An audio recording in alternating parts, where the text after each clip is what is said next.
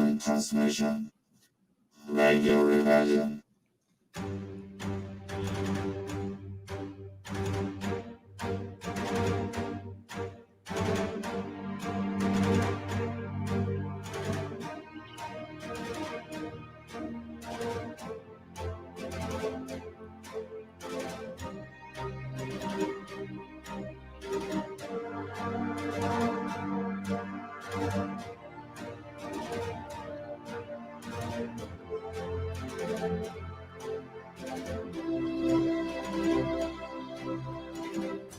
Happy Halloween and welcome to the Rebellion, another episode of Radio Rebellion, a Star Wars podcast. How's everyone doing? Welcome to the Rebellion. It's me, Darth Vader has taken over. The Rebellion is no more. All right. It's a little bit too much. Give me 1 second to get settled back. All right, welcome to Radio Rebellion. I'm your host, Alberto. It's not Vader. He's out of here. How are you guys doing? Thank you for joining us today. Ooh, that was a little bit more sweaty than I thought being behind that old Vader mask. It's a little cheap. It's not the Black Series or anything, but it's nice little fun. In this Halloween day, Star Wars day, oh man, we're gonna have so much fun yesterday. And of course, we'll talk about it. The return of the Mandalorian Season 2. You know I loved it. We'll talk about it. How's everyone doing? Everyone ready for some trick-or-treaters? I know I'm not. We're hiding. Hopefully they can't hear me outside. I know it's still early, but out here where I live, they usually start at around 6, between 6 and 8, I think is how far they go on. But this year, I don't know. That's the honest truth. I don't know if they're going to be trick-or-treating today or not. These past few years, our neighborhood has become quite popular, which I don't mind usually, but this year, everything's a little bit different. So we're going to take precautions. And we didn't really get that much candy. So we're hiding out from the trick-or-treaters this week. So we'll see what happens. But apart from that, happy Halloween to everyone. Welcome again to the Rebellion, Radio Rebellion, a Star Wars podcast. Hope everyone's having a nice day, a fun day. See my beard, my new look. I don't know how much longer it's going to last because it is too itchy.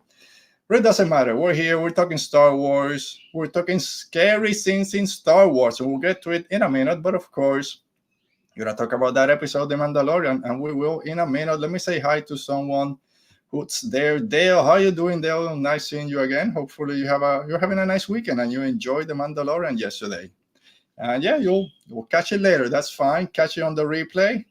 So it doesn't matter. You watch 5 seconds, 5 minutes, the whole hour. Live, replay, audio podcast. It's all good, man. We enjoy Star Wars and we enjoy Star Wars podcasts and YouTube videos as we can.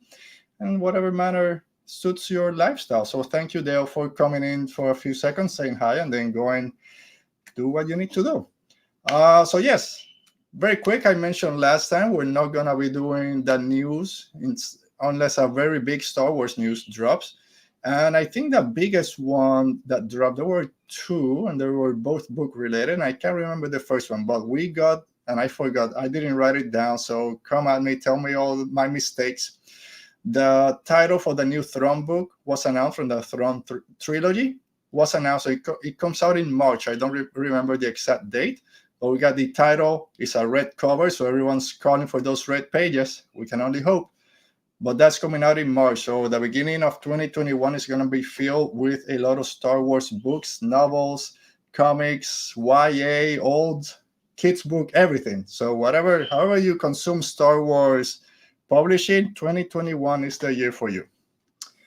All right, but it's Halloween, and I put it out there to you guys, asking who has dressed up as a Star Wars character for their Halloween parties, walking around the neighborhoods or their kids. And I put a picture up of me from, I think it was 2 years ago. I went as Solo from a Solo Star Wars story. I don't have it here to show you guys. We can look on my Twitter and you'll see it. But I also said I was going to show you guys one more. And it has to do with this guy here and this helmet. So this is from 2008. Let me just put it up. Enough with the tease.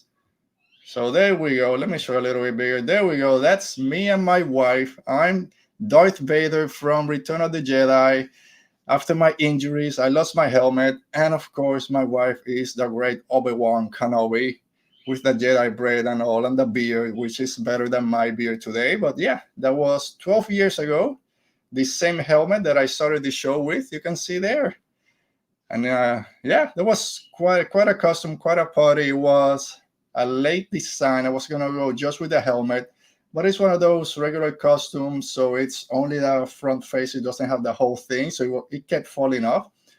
So we went out that night, just got a bald cap somewhere, the last one that we found, and then my wife used her makeup, kind of painted it to match my skin color a little bit, did the eyes, darker lips, the scar around the head and the side. And then she went as Obi-Wan. She found that costume in the kids section probably. She did the beard, and it was great. Look, let's one more time for everyone out there. Look at that. Yeah, her beard is better than mine. But yeah, it was fun times. And yeah, still have it. So who knows? Maybe we'll do a whole show as Darth Vader. Probably not. But all right, so enough is enough. We're here to, and I don't know what happened. Where did I lose my camera? No, what's going on? Sorry, guys. And I don't know. All right, so there's the Mandalorian.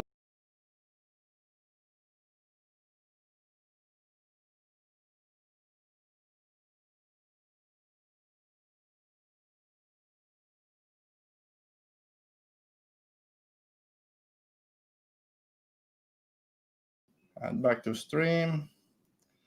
And I don't know what happened, but my camera left, and I know what I'm gonna do. So just give me a few seconds till I figure this out. Gonna have to do something. Sorry, guys. There we go. Let me see if this works. Not yet.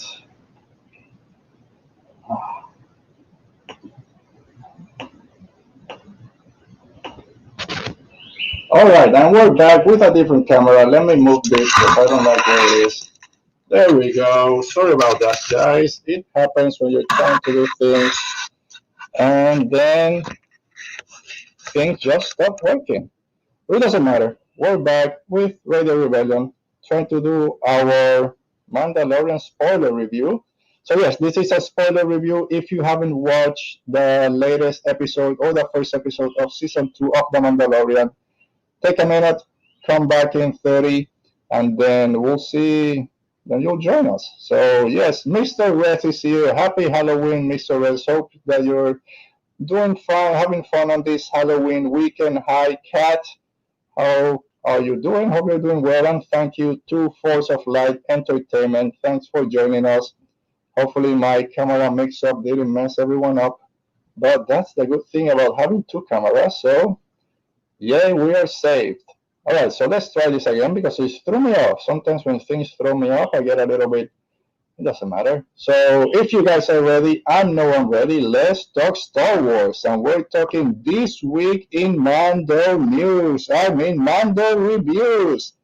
As always, I mess up my shows, which is fine because you guys are used to it already. So you won't beat me up too much about it.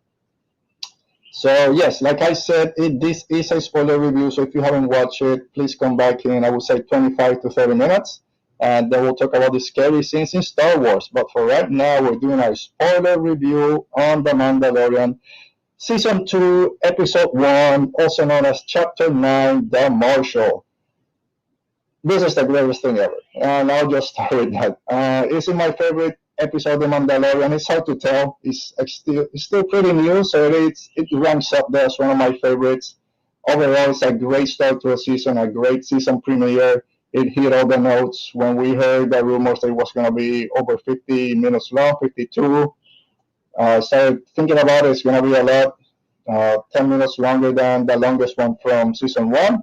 So a lot of expectations, a lot of the rumors out there the past couple of 2 or 3 months. So there were a lot of expectations.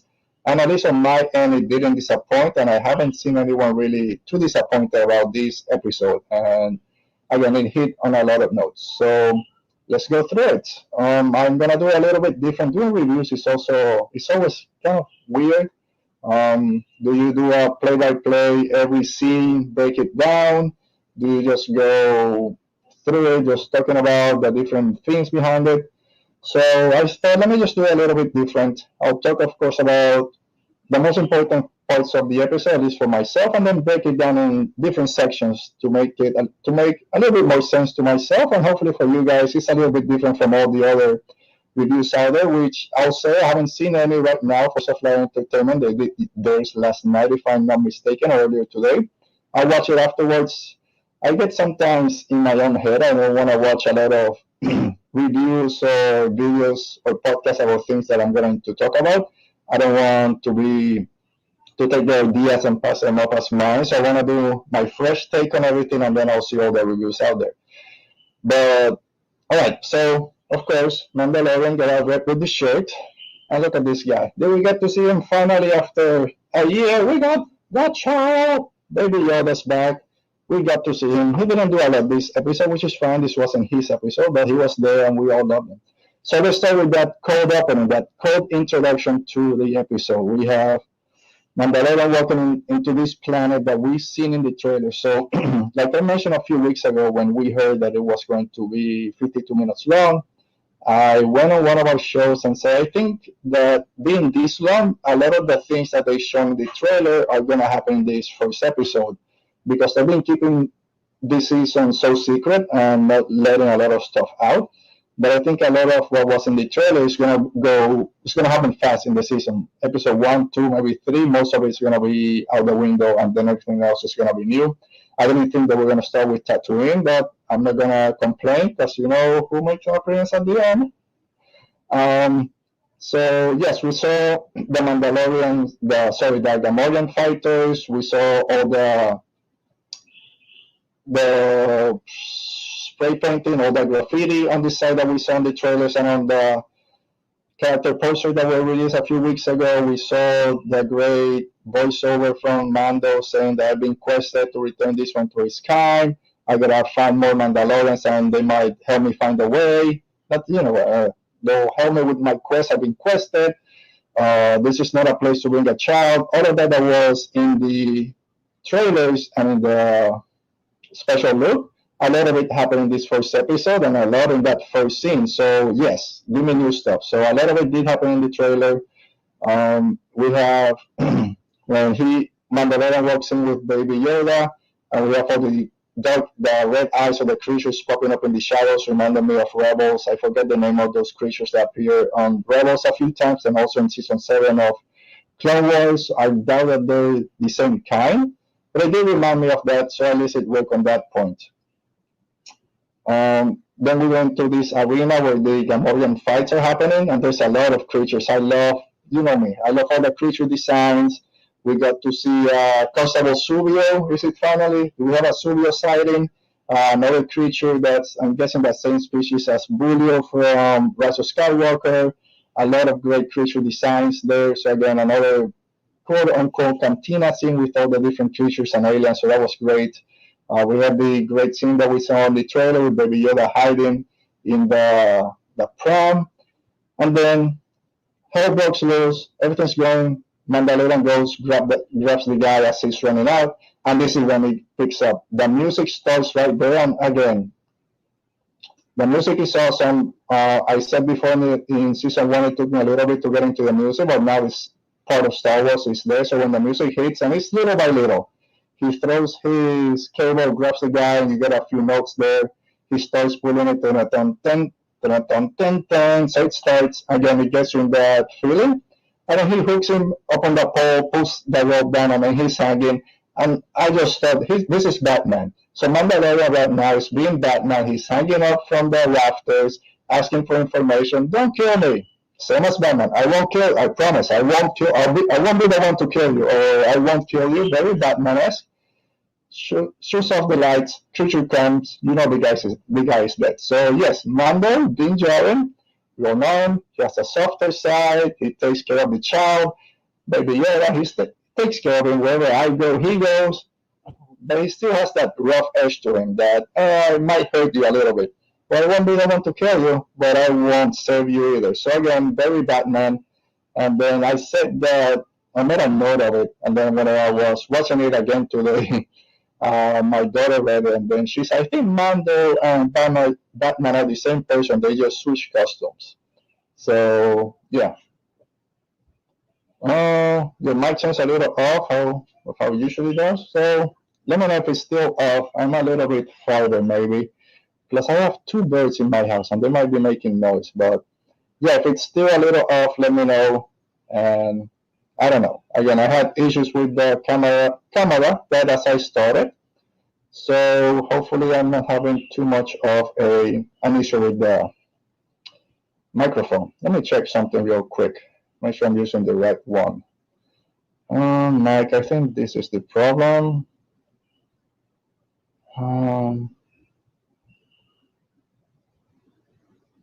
All right, so hopefully it is better now. I think I was using the webcam's microphone, so hopefully that's a little bit better. If not, then sorry. But yeah, I think that's better. I hear myself a little bit better.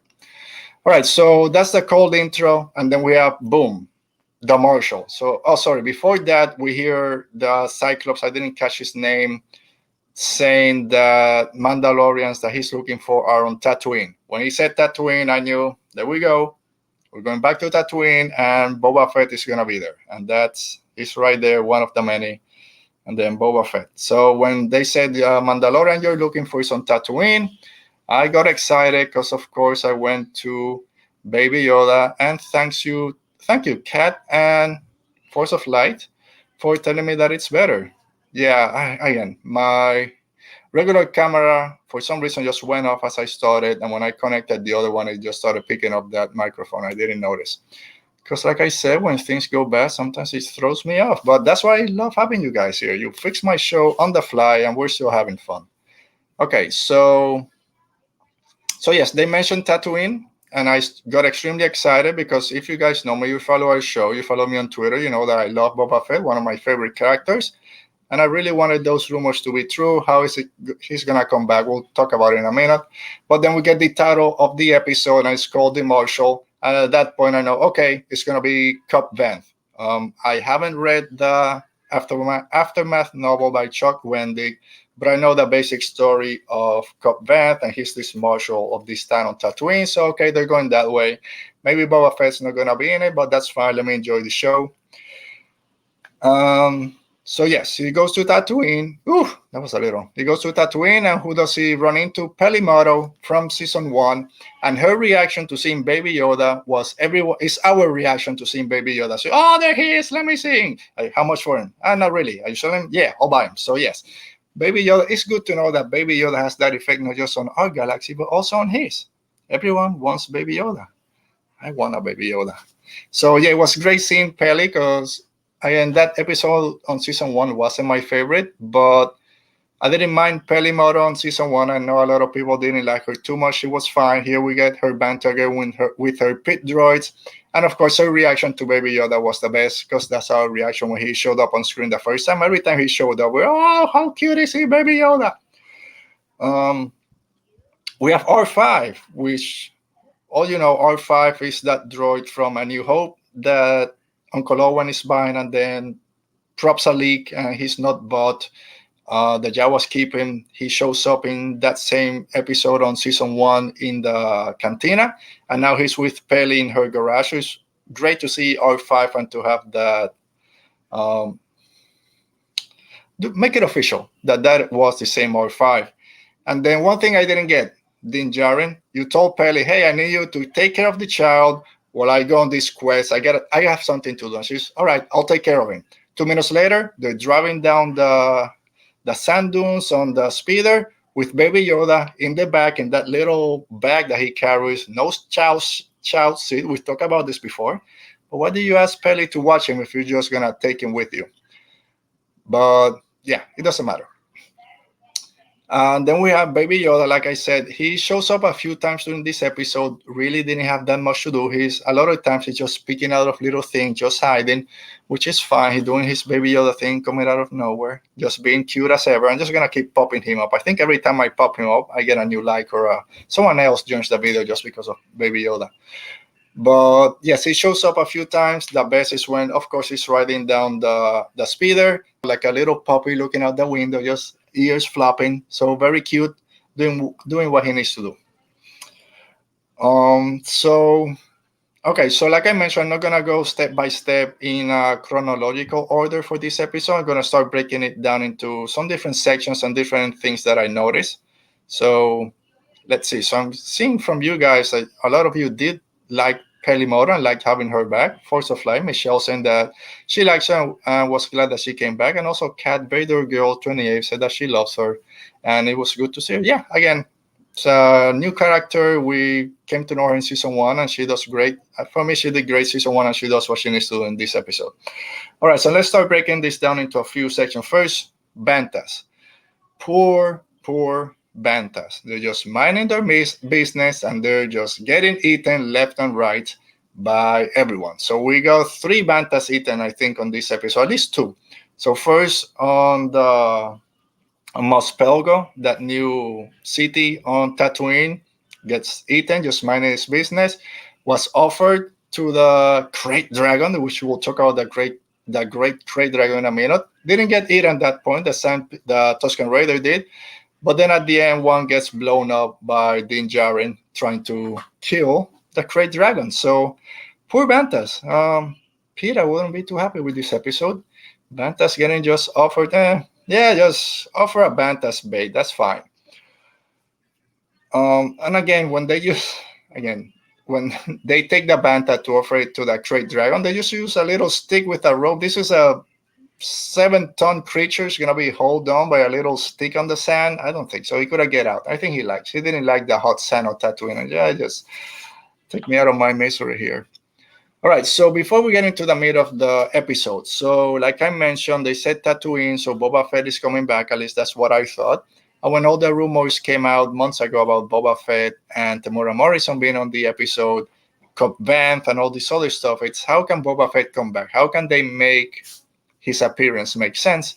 And what I said, I'll just repeat it here because I think it still holds. And we'll see, I think, episode 2, but we'll get to it at the end. So we have my theory of how Boba Fett comes back is he made it out of the Sarlacc pit somehow. He still has his jetpack. It's kind of damaged, but he can get out of there. He gets rescued by the Jawas or Sand People. I said Sand People because we had seen them on season 1. I thought they were hopefully coming back on season 2. His armor gets sold to the Jawas, and then Cobb Vanth gets the armor, and then Boba Fett is trying to get the armor back once he gets his energy back. So that's, his energy, he starts feeling a little bit better, but he's going to be brought back to life. You probably on a Tusken Raider camp or the Jawas. I think I said Tusken Raiders at the end. So we'll see. I think it still tracks. It's something that can still happen. But then we go into Mos Pelgo. We have Din Djarin looking for Mandalorians. Then we have a great conversation with Weequay. Mandalorian, what does he look like? He looks like me. Have you seen someone like me? Oh, not really. Just the Marshal. So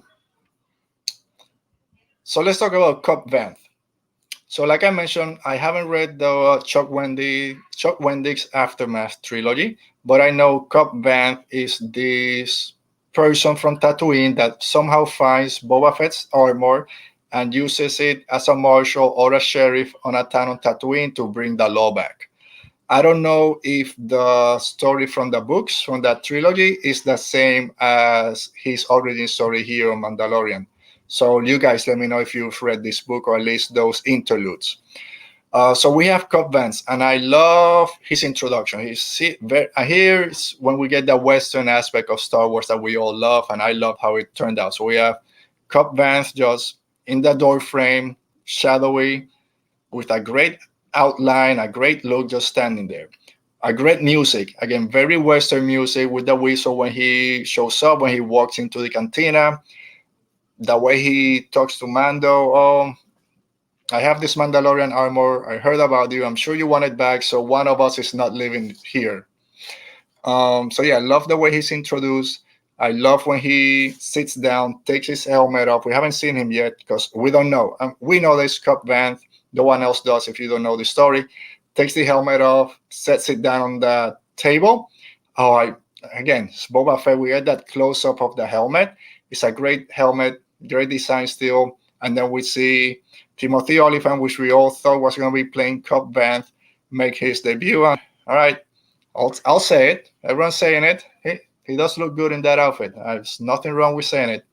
I'll thumbs up. I'll take that one. So he says, "Okay, we're gonna do this now." But then I see the child. You think we're gonna do this in front of him? He's seen worse. I thought the exact same thing. He's seen worse. Was gonna go. So then we have that great standoff. Both of them standing face to face, very Western, hands on the gun, trigger finger tickling, twitching, ready to go, and then it starts shaking. And we have the crate dragon, which again we've heard this before. We'll touch on that crate dragon in a minute. So keeping always with Cup Van, like I said, love his design, love his introduction. The Boba Fett armor that's a little too small or just is too lanky for it, but again he wears it to the nine. Then we have both of them going on their speeders. Cup Van speeder. That shout out to the pod racers from the Phantom Menace. It looks very similar to Anakin's pod racer. I'm sure we'll get confirmation at some point if it is Anakin's pod race, most likely. It's fine. I prefer if it's not, just a little nod to it. At least they don't mention it again.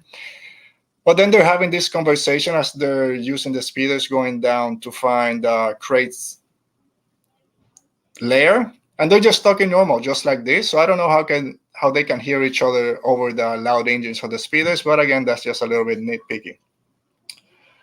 And then he goes into his backstory. So like I mentioned, I don't know if this is the same backstory as the novels, but I did like it. It makes him more of a human character, not just this person that stole Boba Fett's armor.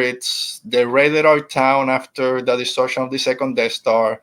I made it out of there. The Jawas rescued me as I'm dying on the sand on the desert, and then he gets the armor from the Jawas and goes back to the town to protect them, which I thought was a great. I don't know what's going on with my lights now. Let me do it like this. A great shot and shooting everyone down, and then I love this shot when he uses the rocket to destroy the vehicle that's leaving. It was very Iron Man. It reminded me of that first Iron Man, I think, or maybe Iron Man 2, when he shoots all the missiles, turns around, and then it explodes behind him. Again, being Jon Favreau from Iron Man, it gave me that same feeling. So I did love that scene a lot. So hopefully, is he telling the truth? That's the thing. Is Cup Van telling the truth about how he got the armor and everything that went down, or is he just making it to appease the villagers, just so they trust him more and to make sure Din Djarin doesn't kill him? Is he selling a story to make himself look better and, again, more human, not just someone that's going around and stealing? And I think that we're going to touch upon that later when someone else tells the story about how they lost their armor. Okay, so he calls Mando partner, and then of course that triggers season 1. Tatooine again, Toro Calic, and I know a few people out there love Toro and they have their Toro watch and all that, but I didn't like the character. I call him off-brand Han Solo, and here we have Cup Van being 100% improvement over that Toro Calican character that we got on season 1. Again, they need each other's help to finish this quest. At that time was to get the other bounty hunter. Here's to destroy the crate dragon. It works a lot better. The acting was a lot better. The delivery of the line especially was a lot better. So love seeing Timothy Oliphant as Cup Van in this role. So yes, I agree. I think Toro is the worst. And you think he's telling the truth, Force of Light, Michelle? I want to say yes. I started because I love when he said it. I love everything about it. But let me go back. I think we'll get a different version from that character at the end of the episode. I know this is spoilers. That's Boba Fett. So I think Boba and Mando are gonna have a conversation. His story is gonna be different. and then we'll see who's telling the truth. Again, if Mando is laying somewhere half naked, just losing his armor, I don't know how much of of the story he really knows, but we'll see.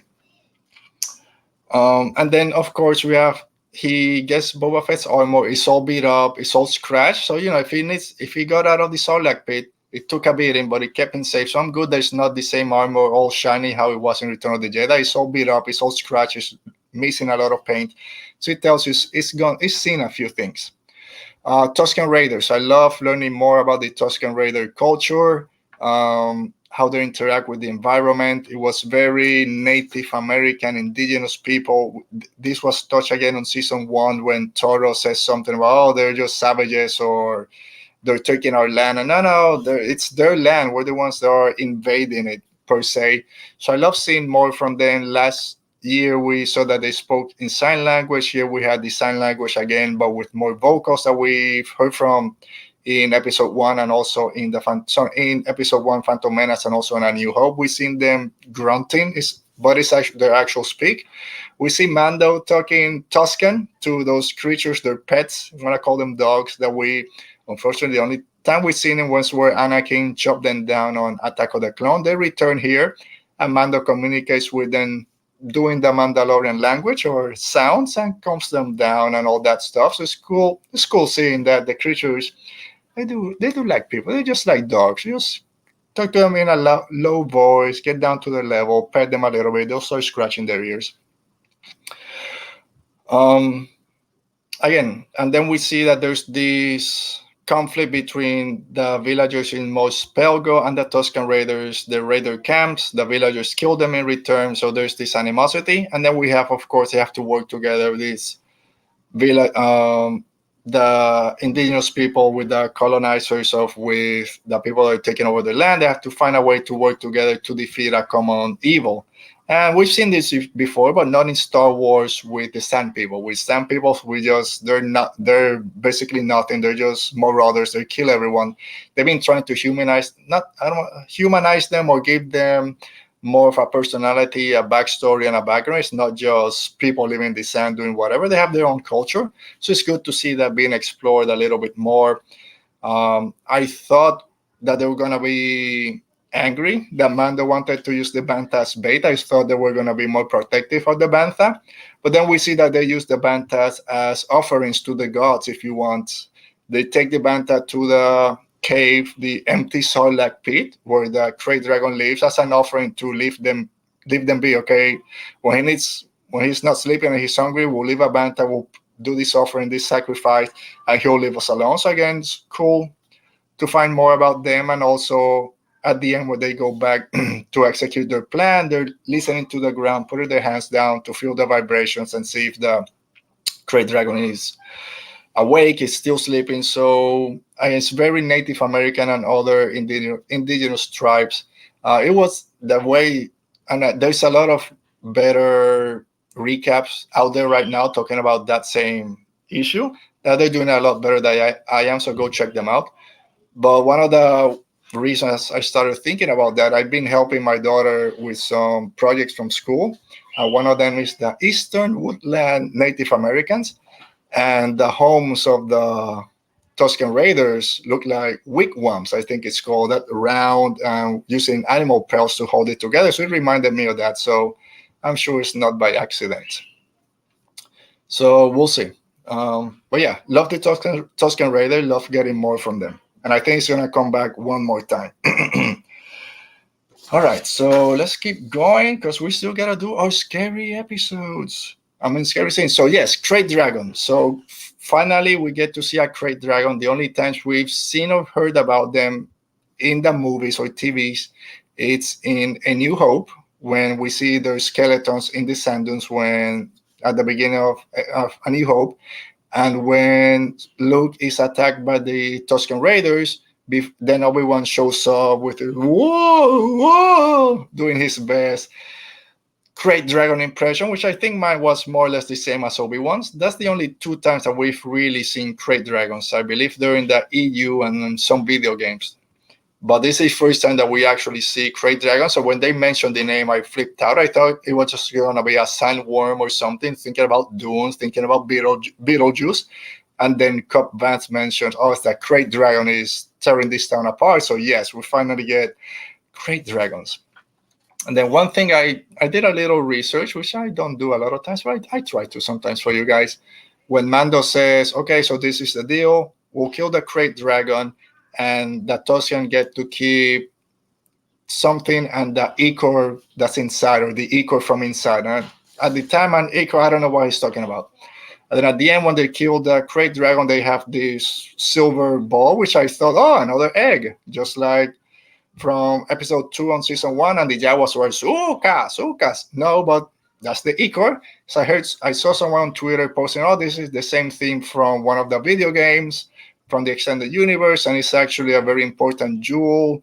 It has magical properties. I think it can be configured similar as a kyber crystal, so it's very important. And then I said, let me see what is an Icor. And then the way it's described, the first definition of Icor is the fluid that flows like blood from the veins of the gods. So yes, it makes sense that the Sand People, the Tusken Raiders, wanted this, if that's the meaning behind it. Again, thinking of them more of this native tribe, they really have different visions and definition of gods and all that stuff. So I think it was pretty cool after I thought that it was an egg. It's like you were saying, Mr. A. So an egg, hey, Suka. Yeah, so we'll see. So Tusken Raiders, cool seeing them again. And that's it for the Tusken Raiders for right now. All right, so after that, we get to the Great Dragon, which I already said. I'm skipping. I said Tusken Raiders. So that's it with the Great Dragon. One thing that made me laugh a little bit, every time there's dragons on TV, arrows. You need big arrows to kill dragons. I guess that's the only thing that can take a dragon down. In the Hobbit trilogy, they have the black arrows. In Game of Thrones, they have, I forget the name of the arrows that they use to kill the dragons. And here we need to kill the Great Dragon, and all of a sudden, the Sand People have this great medieval style arrow launcher, which it didn't work too well. But again, if you have dragons on your property, get some very big arrows. I guess they help. I don't know what they were trying to do holding those ropes. You think 2 Sand Peoples are going to hold that giant? They tried. They went flying. All right, so then we get to the final battle, a great action scene after the Sand People and the villagers of Mos Pelgo. They work together, get all the explosive. They set it up. This is the plan. We got to blow it up almost from the inside, blow up the belly. That's the only soft part. So a funny for me at least. So they throw the arrows. They try to hold him back. You know that's not working. And then you just see people throwing stuff. Are they just throwing rocks? Are they really resorted to throwing rocks at the dragon just to annoy him? But then they started exploding. So just explosive. But the way they were throwing it, I thought they were just throwing rocks. Just one last dish. Let's throw rocks. Maybe they're allergic to rocks. One thing I didn't like, and I didn't like because, I don't know, it's something I don't like when I see them, is people throwing up. So when the Great Dragon just standing on the top of the mountain and is screaming, oh, okay, here we go. He's getting angry. Blah, and then that acid spit that he throws, oh, just so disgusting. It's not that I didn't like it, just disgusting seeing all that blah, all that green sludge coming out. Oh, I guess it worked. Great Dragon, another great addition to the Star Wars lineup of weird creatures. If we do another weird creatures episode, the Great Dragon is going to be there because it was great. And then when things are not working, Cobb Vanth said, this is not working. Let's go up there and do our stuff. I love how he goes, grabs the helmet, puts it on, and both of them fly off with their jetpacks. Great look. I mean, very Star Wars-y. I love that scene. Cobb Vanth, again, I didn't want Cobb Vanth. I wanted Boba Fett, but he won me over. I do like that Cobb Vanth. And come Monday, it's going to be a lot of Cobb Vanth figures popping on that Mando Monday. And they better be, because I'm going to get a few of them. We have that callback to Return of the Jedi when Mandalorian tells Cobb, okay, I got to do something. Go take care of the child. Well, what are you going to do? No time. Hits the back of the jetpack with the stick. He goes flying, sputtering away. All right, we know. We saw Boba Fett getting defeated that way. I guess that jetpack is a little bit sensitive on the engine part. You just hit a little notch, you go flying. So they got to get that fixed. We had the return of the pulse rifle. Finally, we haven't seen it in a while. We know it disintegrates people, disintegrates Jawas. I'm pretty sure it wasn't gonna disintegrate the Great Dragon, but love when Mando goes inside. You know he's gonna blow him up because again the poor Banta's trapped with bombs and explosive. But then the way Din Djarin gets out, uses the pulse rifle the same way we saw it on episode 1 of season 1 with that walrus creature coming out of the ice, just electrocutes him, gets out, blows him up, guts everywhere. Then he gets that big piece of meat. He got a big steak in the back for him and Baby Yoda. It's gonna last him for 3 weeks. They gotta find a fridge because that's gonna go bad soon if they try to leave it on the desert. Same for the Tusken Raider to have the whole thing of the Tusken Raider, thousands and thousands of pounds of meat. Where are they going to store it? Are they going to eat all of it? Do they have a secret fridge set somewhere that they don't tell anyone? They think, oh, Tatooine is all sand and heat and warm. They got a special stash of refrigerators somewhere they don't tell anyone. That's why they all wrapped in blankets. I think they're cold. I gotta look into it. I think they have a special freezer storage somewhere for all that great dragon meat. Hopefully it's not too gamey. All right, so and then they get the ichor, the egg or the jewel, and everyone's happy. And then we have Cobb Vanth keeping his word, giving Mando back the Boba Fett armor. And I said, all right, that's fine. We didn't get Boba Fett. I did like Cobb Vanth. He tells Mando, I hope to work with you again, or I hope to see you again, which is great. I didn't want basically Timothy Olyphant just to be in one episode, although he did great. I do think we're going to see him again, and I think it's going to be very soon, maybe episode 2. But yes, hope to see him again. And then Mando is riding off in the sunset with Baby Yoda and the armor. And I'm thinking before this happens, I think Boba Fett still needs to show up. Because if all he's doing all this just to get his hands on some armor, he's not just going to take it and dump it and melt it to get more Beskar. There has to be something else behind this Mandalorian armor that we know as Boba Fett to just be this MacGuffin to get somewhere. So there has to be something to it. I think the Boba Fett is still there. Like I mentioned before, my theory how Boba Fett comes back, he was saved by Tusken Raiders, and then his armor gets sold to Jawas. So that we saw parts of it. So then we saw parts of it in Cobb Vanth's story of how he got the armor from the Jawas. He was saved from the Jawas, and then he got the armor because the Jawas had it. How did the Jawas get it? We'll find out. So Mando is riding down the sunset, right?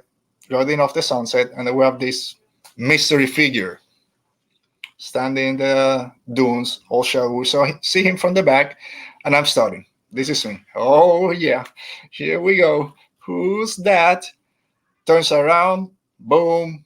Tamura Morrison. Scars. All beat up. Older. There we go. Boba Fett. He's back. I love it.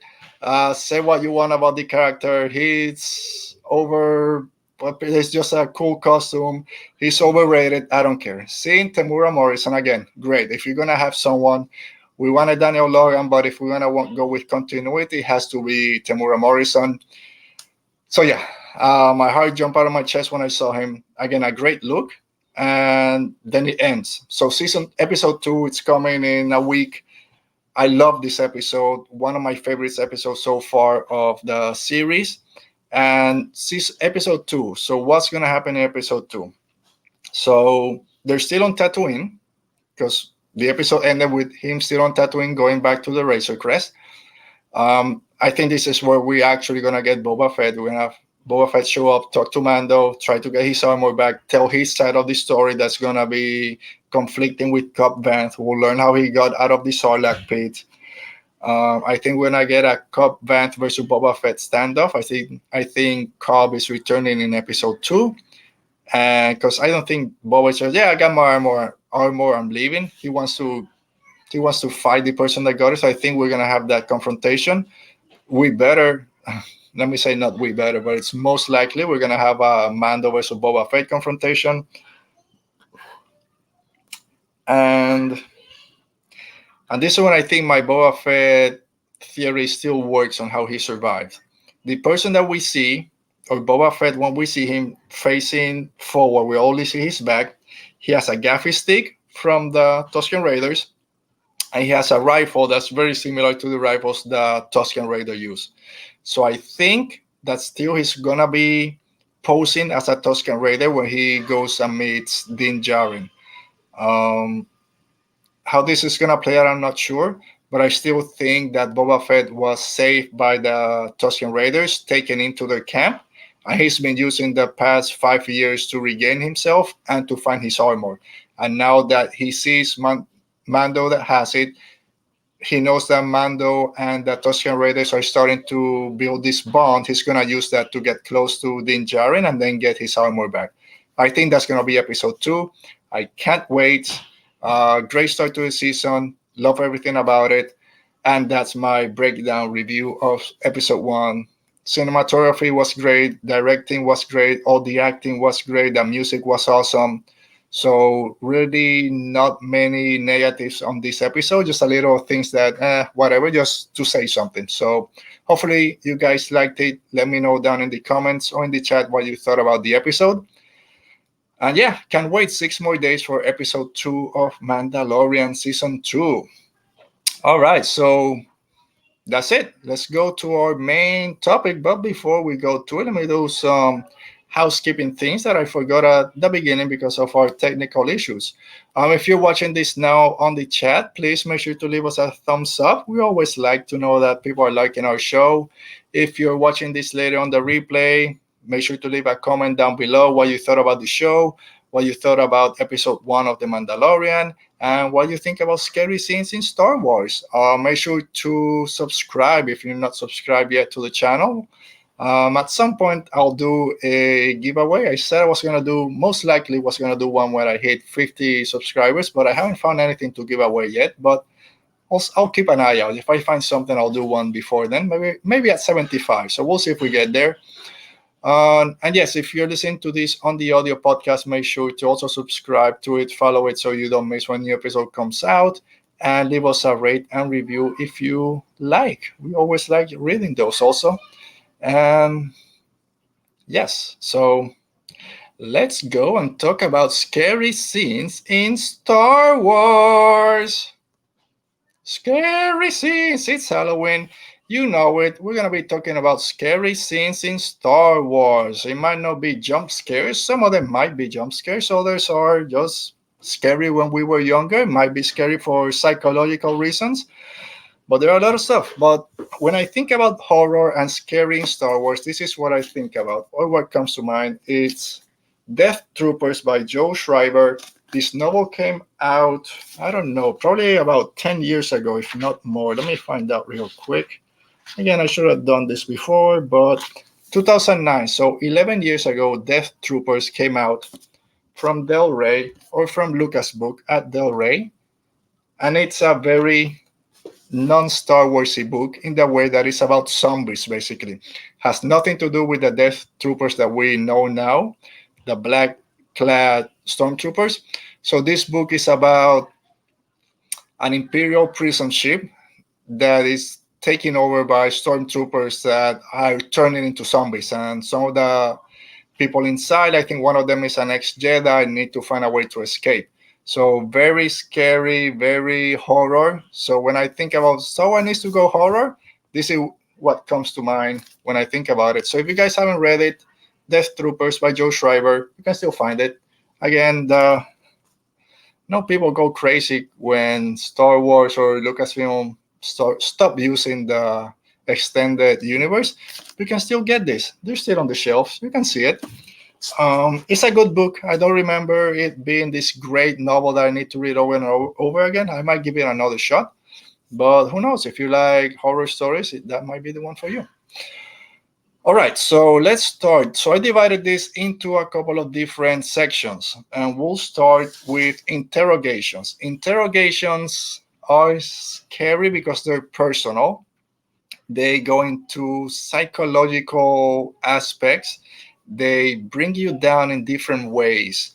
And the first interrogation that we ever see in Star Wars it's Darth Vader interrogating Princess Leia in A New Hope. So, as adults, or maybe as kids, also, this might not be something that you think about as a scary scene, when it actually it is. We have this towering figure, all clad in black, with this medieval armor, looking down on our princess, all made up with her hair up, and then we have the torture droid come in. Everything's black and red around them, and you know that things are not gonna be going right from Princess Leia. So this is a scary scene for us as an audience, knowing what might happen to this character, and especially for the character. They know they're gonna be tortured. What's gonna happen? So I think this scene now, if it gets, I don't want to say remade, but if this happens now, will be a lot more intimate. But it's still very intimate when it came out, and I think it's a very scary scene in Star Wars. But again, it's not the jump scare horror part of it. It's more of a psychological horror. And another one that comes to mind is another interrogation from The Force Awakens when Kylo Ren interrogates Poe Dameron in The Force Awakens. We saw parts of this on the trailer with Poe Dameron just screaming his head off. This is a new Force ability that we hadn't seen before in Star Wars. Someone going into the other person's mind to extract information. So in that point, just that's scary as hell. If someone can just jump into your head and take out all the information out of it, and there's nothing you can do about it. You're getting violated in a sense because someone's taking control of your body and extracting all this information. So that in itself is extremely scary. And we can see Poe is all beat up and bleeding. Kylo just goes in, takes the information that he can. The droid's on Jakku. We gotta go back. So yes, that's another one. And then of course we jump to The Force Awakens. And again, for you guys in the chat, let me know what you think about all the different scenes we're talking about, and if there's any scary scenes that I don't mention, you guys think are pretty scary in Star Wars. It doesn't have to be again. There are a few, but any type. And then of course we have Kylo Ren again interrogating Rey. This time it doesn't go the same way as Poe because he doesn't get the information he wants, but still seeing Rey, which just met a few minutes earlier, just being strapped to this interrogating table. The big droid that comes behind them, this interrogation droid, which is very different than the torture droid from A New Hope, but still all strapped up, all this machinery around you.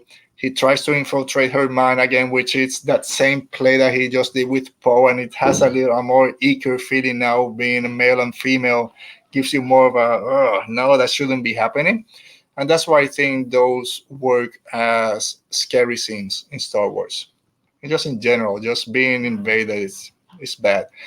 And then the final interrogation scene that I have to talk about, unfortunately, is our friend Rey again, but this time it's Snoke in The Last Jedi. We see Snoke pull her in a couple of, I told you to get closer. And then same thing, uses the same force ability that Kylo Ren did, but to the 10th percent, tells her, you're gonna tell me or give me everything. And then Rey, as we see her there, just screaming, there's no way to defend herself.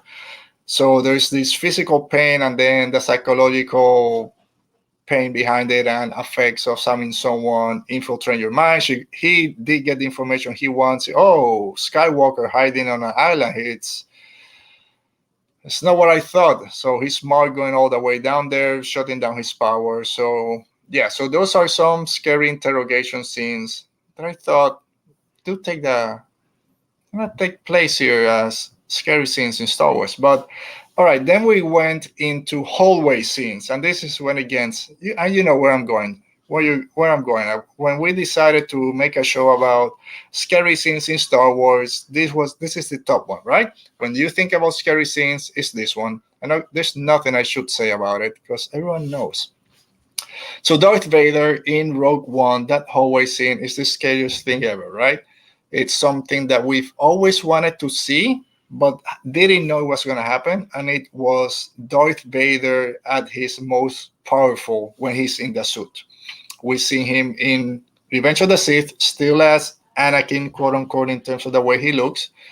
And then we saw him on A New Hope, but he's a little bit older. We see just that jabbing motion, very slow. And we say, where's that Vader in the middle, that all powerful Darth Vader? And here we got it. That scene at the end of Rogue One is when you talk about Rogue One, that's the first thing that jumps to everyone's mind.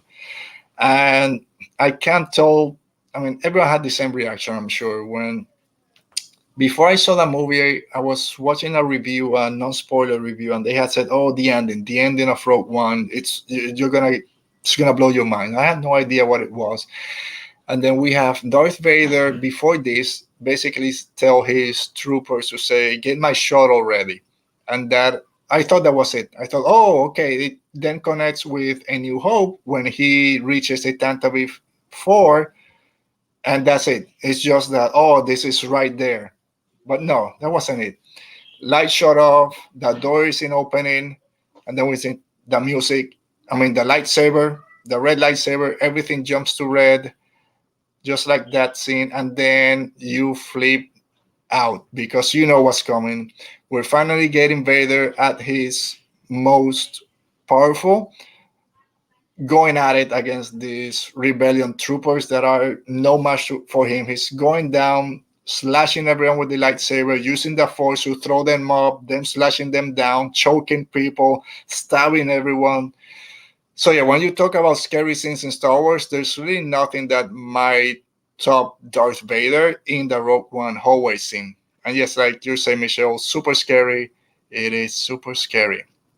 So I just said there's nothing that might top that one. And you know what? At least for me, and I know most of you guys are gonna say no, but I think this for me is scarier in Star Wars, and I'll explain in a minute. And it's another hallway scene. You can see the graphic below. It's Maul versus the clone troopers in season 7 of the Clone Wars.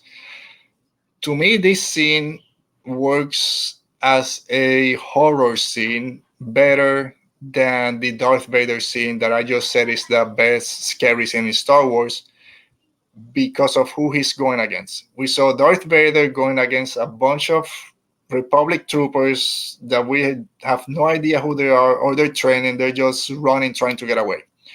Here we have Maul going up against battle-hardened clone troopers, chopping everyone, chopping heads with that door that he sent flying, crushing people, cutting their arms off just to get their comlink, using the force. There's no lightsaber. This is just full on force powers, blocking shots, using the wall panels to block everything, throw it against the wall. He chopped 2 heads. Maul in this hallway scene in Clone Wars, it's scarier than Darth Vader in Rogue One. I said it. Come at me. I don't care. The only reason it's people might say that it's not is because it's animated and it's not live action. If you do this scene in live action, that's scarier than the Vader scene in Rogue One. 100%. And if I'm wrong, I'm sorry. That's my story and I'm sticking to it. I would love to know what you guys think. Am I losing my mind by saying that Maul versus the Clone Troopers is scarier than Darth Vader? Let me know. I don't think so, but that's why you guys are here, to let me know if I am right or wrong. I don't know what's wrong with this camera today or with my face. It looks all red and yellow. These lights. Again, I don't like this camera too much, but it saved me from the other one that wasn't working.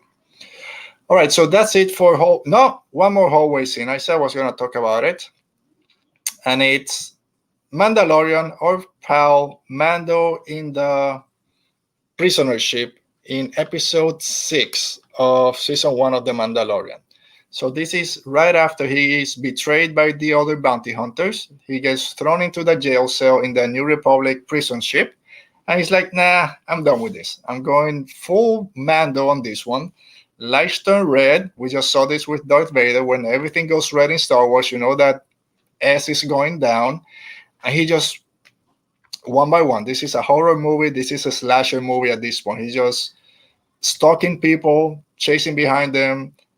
All Jason Voorhees. You see him 1 second, you don't see him the next. Where he's gonna be, full on horror.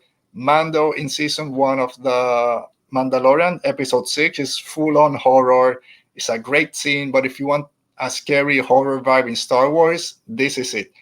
I love that scene so much. This is one of my favorite episodes from The Mandalorian.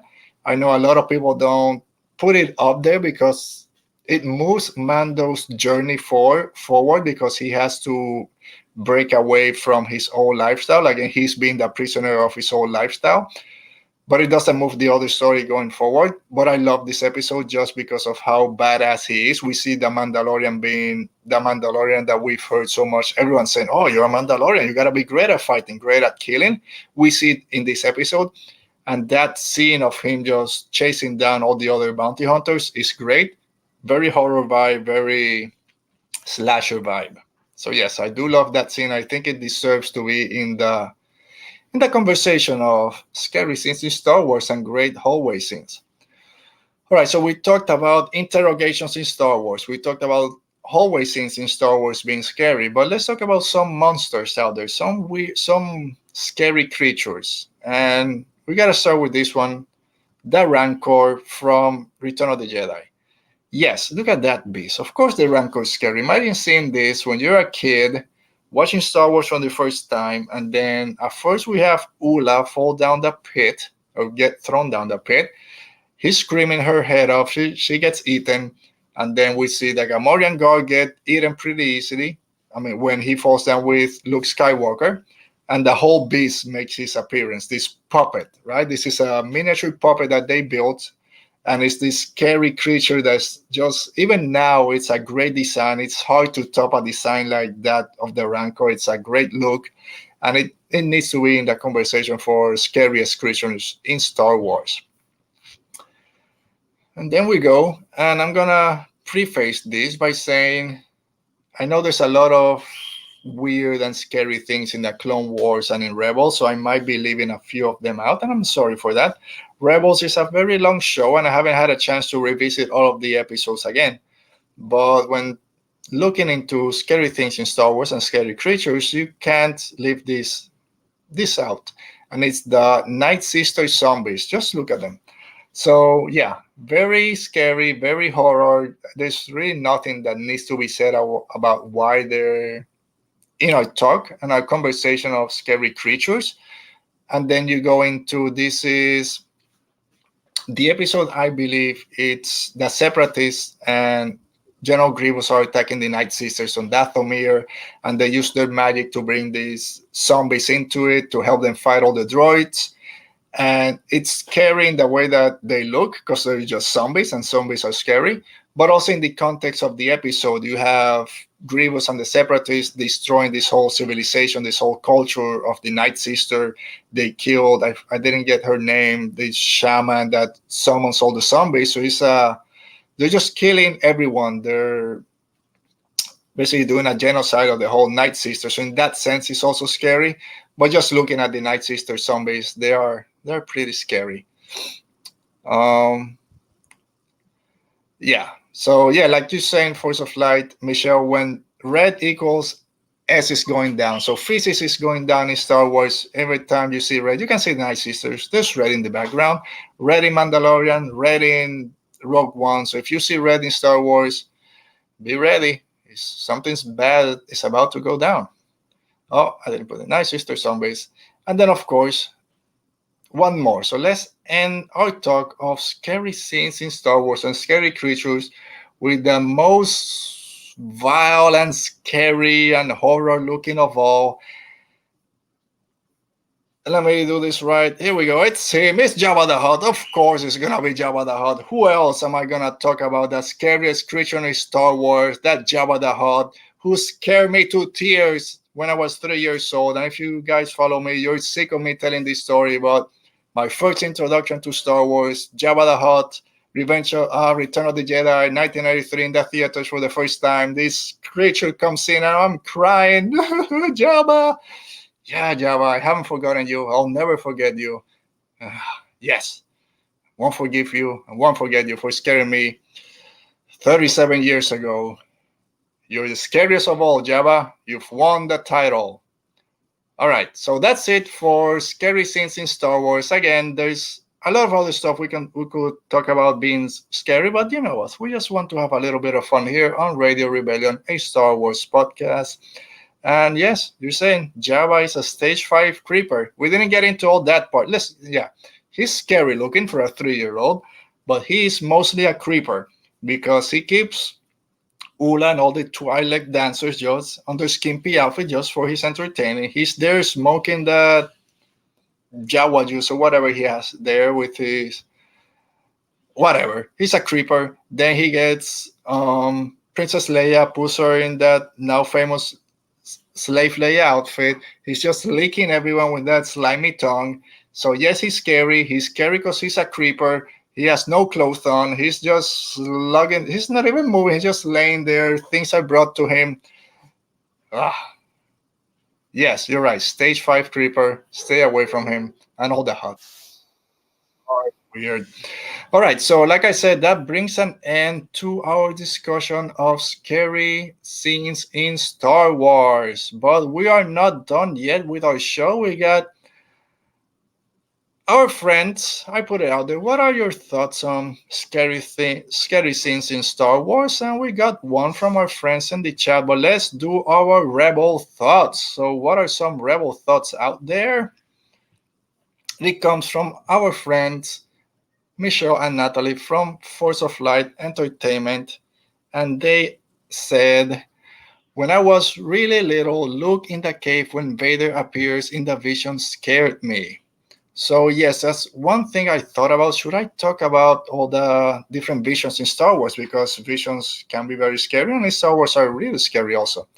And yes, that cave scene in Empire Strikes Back, it's scary because you have Luke going in, slow motion, all the smoke's coming out, and then we see Darth Vader. All we know is Darth Vader is this killing machine. He's coming out, laser down, and then Luke chops him off. Luke's face shows up. It took me probably like 25 years to figure out what that scene meant. But at the time, we just see a decapitated head of Luke Skywalker looking back at him. So yeah, you're right. That is a very scary scene. And yeah, it is. It is scary. Oh, look who's there. Salacious Rom. Hey, everyone. How you doing, Salacious? You just missed me talking about your boy, Jabba the Hutt. Why he's the scariest creature in Star Wars. Why he's a stage 5 creeper. But thanks for coming. And came a little bit late because we're just done with our show. But yeah, you're good. I think you did a Mandalorian review, like Force of Light is saying. We'll check that out later. Check out Force of Light Entertainment Mandalorian review. Also, they released a few days ago. I mean, a few hours ago, yesterday, today. It doesn't matter. Everything melts together at this point. And with that, I want to thank everyone for sticking out today. We had a couple of technical issues at the beginning with the camera first and then the audio, but I think we turned the corner and we're able to have a great show as always. So this is before oh, Salacious, stage 3 creeper. He's stage 3. I would put him almost 4, but yeah, he's not Darth Vader. I mean Jabba the Hutt level creeper, but he's almost there. All right, so like I was saying, thank you guys for sticking through it. Thanks for everyone that came in the chat. Dale, Rez, Force of Light, Salacious, everyone, thank you for coming in. We had fun. It's Halloween. Go have fun out there. Be careful. I think that's it. So stay safe. Be safe. And may the Force be with you. Oh, no, I'm screwed. I'm like, go back. So you got to do it. Make sure, like I said, like the video, comment below if you're watching this on the replay. Make sure that you're subscribed. You can follow us on Twitter and Instagram at Radio Rebel Pod.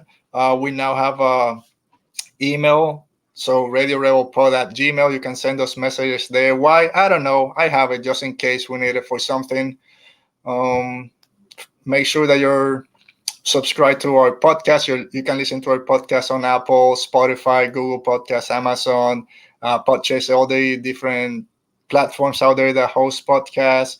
And if you're new to the YouTube channel or you're trying to find the YouTube channel, you can find it by just going to YouTube, searching for Radio Rebellion Podcast, and you'll find us there. So yes, now stay safe, be safe, and may the force be with you.